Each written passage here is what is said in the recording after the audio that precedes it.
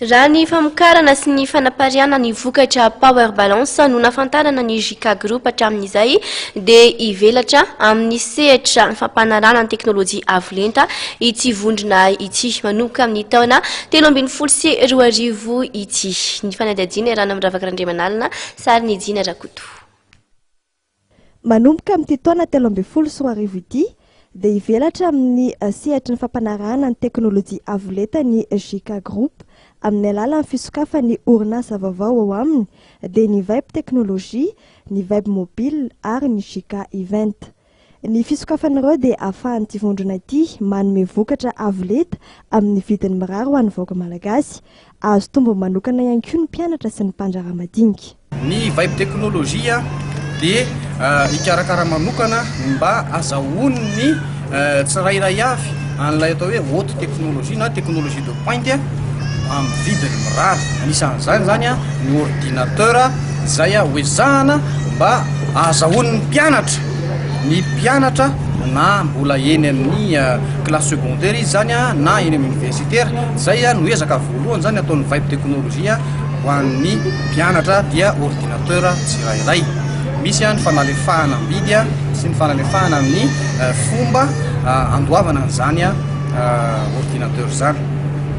Ny Vibe Mobile kosa dia anome fahafahampo manokana ho an'ireo izay liana amin'ilay ataontsika hoe le finday avolenta ary dia ho avy zany io amin'ity taona ity tsy ho ela mihitsy ny hipetrahan'izy io eny amin'ny toeram-barotra rehetra ary dia teknôlôjia faran'izay avolenta izy io kanefany arak'ilay slogan hoe la haute technologie accessible à tous ho an'ny rehetra.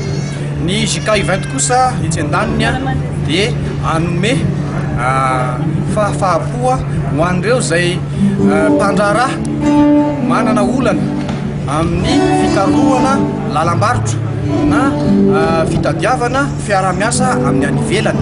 Ny JK Event zany fahatsapana fa betsaka ny olana izay no mpandraharaha amin'ny resaka fikarakarana taratasy, amin'ny fikarakarana amin'ny resaka fitenenana hoe tsy mahay teny vahiny ireny zavatra ireny zany dia ho foana ankehitriny satria ny JK Event dia anome lakle varavarana misokatra ivoahana any amin'ny la foire de canton izay anomboka ny 15 avril ho avy izao. Na ena ho lasa R$3 manomboka izao ny vidin'ny fehitanana Power Balance raha toa ka R$3 zany teo aloha. Na ena zany vidin'ny Power Balance manomboka izao any amin'ny pharmacie zany, pharmacie rehetra izay miara-miasa amin'ny JK Group na point de vente spécialisé dia R$3 manomboka izao ny fidianana Power Balance.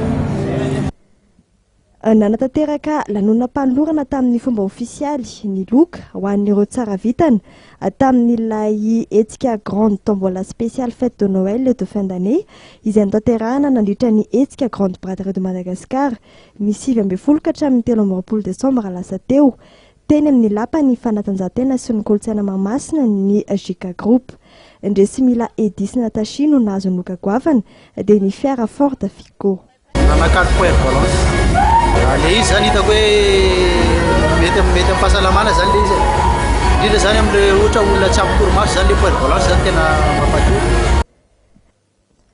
Ankoatra ity nahazo ny loka goavana ity dia nahazo ny anjara lokany ihany koa ireo tsara vitana hafa tamin'ny fisarena notanterahana ny 13 Desambra lasa teo.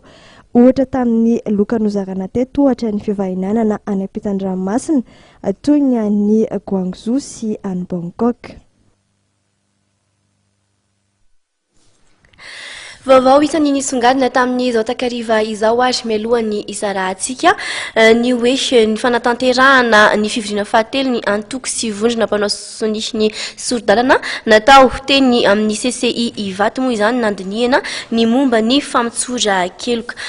Isan'ny nisongadina ihany koa ny fanombohan'ny asa mpanavaozana sy fanamboarana ny totobatona ambondrona sy ny totobatona Antaninarenana nomboka tamin'ity androany ity. Tompoko lahy sy tompoko vavy tapitrotreho ny fampalamba vaotsika ankasitrany ianao nanaraka izany hatramin'ny farany.